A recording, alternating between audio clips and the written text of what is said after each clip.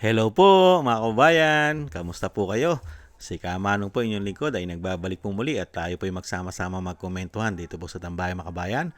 At syempre po, Happy Mother's Day po sa lahat ng ating po mga ina. Happy Mother's Day po sa inyo.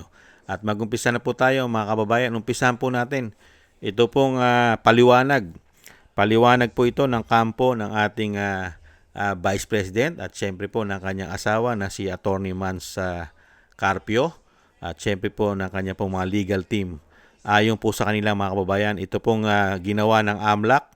Ito pong AMLAC report ng 13 aggregated bank transaction ni Attorney Mans Carpio noong 2024 ay ito po ang paliwanag nila mga kababayan. At dapat po itong malaman po mga kababayan ng ating mga kababayan kung paano po nila nililito at iminamali po ang pamilya Duterte, ang Vice President at ang kanyang asawa na si Mans Carpio para po ito'y mapasama lamang nila dahil po sa politika.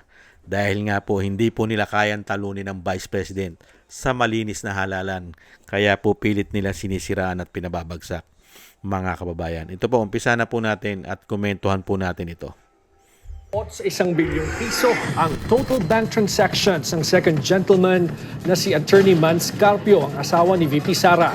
Ayon kasi sa AMLAC report na ipresenta sa Kamara, may mahigit 2 billion peso glitch sa recorded transactions nito.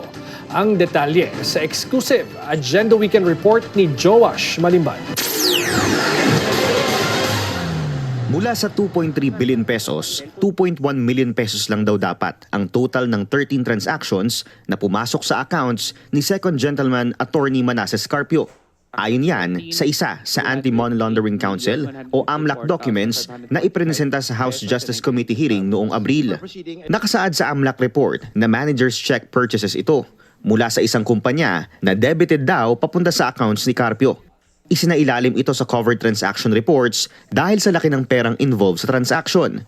Pero sa isang April 6 letter ng BPI, ni-request nito na i-delete ang natukoy na 13 covered transactions report. May nangyari raw kasing systems bug mula sa source application ayon sa BPI na nagresulta umano ng inaccurate amounts sa naitalang transaction records. Base raw sa kanilang verification, imbis na 2.3 billion pesos, 2.1 million pesos lang ang tunay na halaga ng nangyaring mga transaction. Was there really a glitch Yes. sa BPI? Yes, as per Attorney Mans. 2 million lang talaga yung amount received. So, is there a certification from BPI? Nandun yun actually sa AMLAC report po eh. It is in the AMLAC report. Sa may latter parts. But Okay. it wasn't read. Yun nga po. Kaya nga sinasabi namin half-truth. Ayon sa AMLAC document, may total of 403 recorded transactions worth 3.1 billion pesos si Carpio mula 2007 hanggang 2026. Kasama rito ang umano'y aggregated 2.3 billion peso glitch noong 2024 at 2025. Kung imemenos ang 2.3 billion peso glitch na ito sa total transactions ni Carpio, tinatayang aabot lang sa mahigit 795 million pesos ang total transactions nito sa loob ng halos 2 dekada.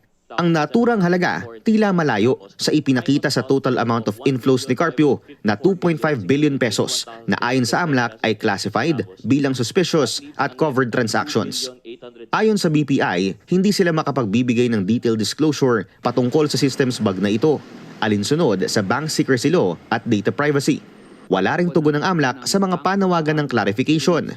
Sa kabila nito, nananatili sa 417 worth 3.9 billion pesos ang total transactions ni VP Sara mula 2005 hanggang 2026. 313 dito ay covered, samantalang 70 naman ang classified as suspicious transactions ayon sa AMLAC. Una na rin sinabi ni House Justice Committee member at Bicol Saro Party List Representative Terry Ridon na sakaling mayroon mang 2 billion peso glitch, aabot pa rin anya sa bilyon-bilyong piso ang recorded transactions ng pangalawang Pangulo. Para sa Agenda Weekend. Nakita niyo po mga tambay, ganyan po katindi kung paano po nila siraan ang pamilya Duterte. Ang Attorney Mans at ang Vice President. Nakita niyo po. At kung paano po sila kumumpute. Hindi po lumalabas ang transaksyon doon sa mga sinasabi nila sa House of Representatives. Ibang klase po ang computation nila. At mismo po ang bangko ng BPI ay nagpapaliwanag po rito na hindi po totoo at yan po recorded din pala sa AMLAC, mga kababayan. Kaya lang, ang nangyari po, iba po ang nangyaring report dahil po mukha po yatang may maitim na agenda at balak sila. At siyempre po, tayo po yung nagtataka ng mga panahon na yon dahil kabago-bago lang po ng presidente po ng AMLAC. Hindi po ba, wala pang 2 linggong napalitan at nanunungkulan, ay bigla na pong nabago po ang ihip ng hangin at talagang grabe na po ang inilabas nila. Samantalang yung sinasabi nga po mismo ng mga eksperto, saan ka nga naman nakakita ng computation? Yung diniposito mo at ni-withdraw mo ay isa po't pinagsasama ang computation. Withdrawal, deposito, kasama sa additional, puro plus, mga kababayan, dahil nga po yun ay nakareport ang mga transaksyon niyan sa AMLAC. Hindi po ba? At yan po ay kinumpute nila mula po ng 2005 hanggang 2025. Mga kababayan, biruin mo yun, yung mga transaksyon na yun, kung gaano katagal at ilang dekada na po yun. Hindi po ba? Halos 2 dekada, ganun ang gagawin mong computation.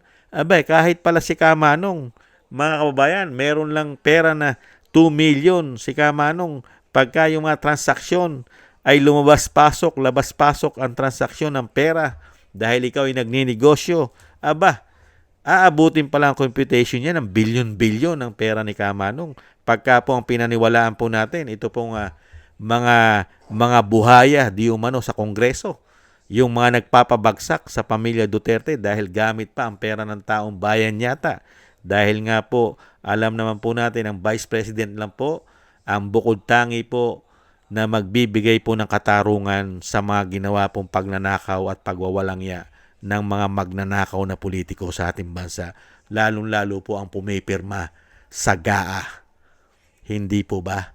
Lahat po na nagsabwatan sa korupsyon na mahigit 3 taon, tanging Vice President lang po ang uusig at hahabol sa kanila para sila'y panagutin. Hindi po ba? Kaya nga po lahat ay ginawa nila.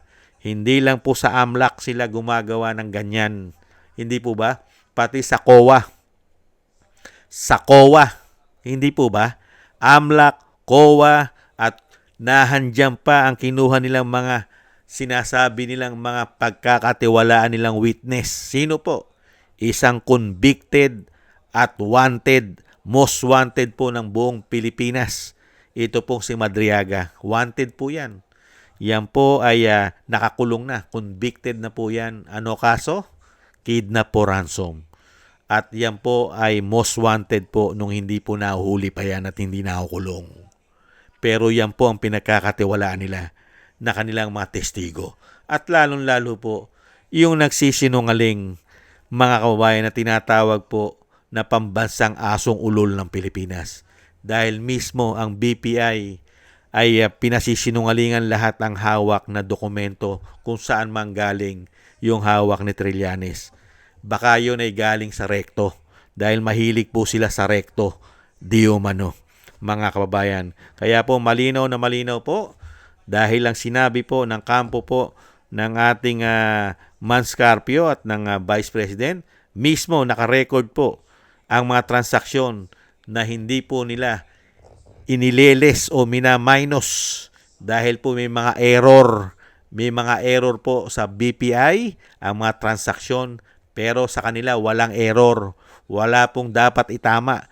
Ang importante po kasi sa kanila ay siraan ng kredibilidad para bumagsak ang Vice President. Dahil yan naman po ang maiitim nilang layunin. Ito'y pabagsakin.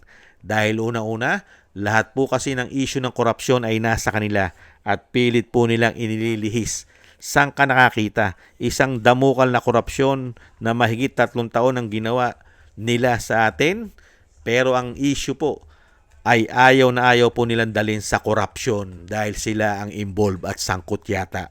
Lagi pong nasa mga Duterte lamang, pati po ang malalaking mainstream media at ang mga binabayaran nilang mga trolls ay nagsama-sama.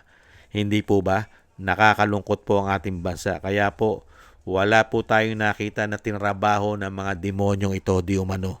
Ang mga buhayan na ito, wala po tayong nakitang tinrabaho na ang ating bansa ay umangat at umunlad man lang at makatikim man lang kahit po gamunggo na ginhawa ang mga Pilipino. Kahit butil ng asin, hindi tayo binigyan ng ginhawa ng mga salot na ito di umano. Dahil nga po sa kasakiman sa pera at kapangyarihan na ayaw na po nilang mawala sa kanila, mga kababayan. At sana po katigan naman po tayo ng kabutihan at hindi po ipahintulot ng may kapal na ang mga tao na ito ang maghari sa ating bansa. Huwag naman po sana. Hindi po ba? Yan po mga kababayan, ang komento po natin, inilinaw po ng kampo ng ating Vice President at Attorney Mans Carpio na talagang napakarami pong error ang mga pinresinta po ng AMLAC dyan po sa House of Crocs, di umano, mga kababayan. At yan naman po ilalabas. Lalabas naman po talaga yan, lalong-lalo na po pagka po yan sa Senado. Kung aakyat po sa Senado yan, at syempre po magkakaroon po ng mga background check po yan. Hindi po ba? Background check po nila lahat yan. Napaka-importante po yan. Yung mga binibintang nila. At kailangan din po kasing patunayan nila lahat yan na yung mga dokumentong hawak nila ay talagang hindi peke. Dahil sanay na sanay po yata sila na ang kanilang mga dokumento ay galing sa rekto. Di umano. Katulad po nung isang NBI director ngayon na nagpapagawa pala ng peke na pera sa rekto. Mga kababayan, ayon mismo sa kanya. Yan po mga kababayan, maraming salamat po. At syempre po, tuloy-tuloy lang po tayo na magdasal at manalangin na hindi po magtagumpay ang mga masasama at nagpakasama dahil po sa kapangyarihan at pera. Huwag po sana silang magtagumpay. Maraming salamat po sa mga dasal nyo. At syempre po ang dasal po natin sa ating dating Pangulo at sa pamilya Duterte, sa Vice President, na lagi po silang maingatan. Thank you po sa mga dasal po ninyo mga kababayan. At maraming salamat din po sa nakagusto po ng ating Tambayang Makabayan sa YouTube at TikTok. At ganoon din po sa ating mga subscribers at patuloy po nagsusubscribe, sa mga nagko-comment, like and share. Thank you po. Shoutout po sa inyo lahat. Mabuhay po kayo.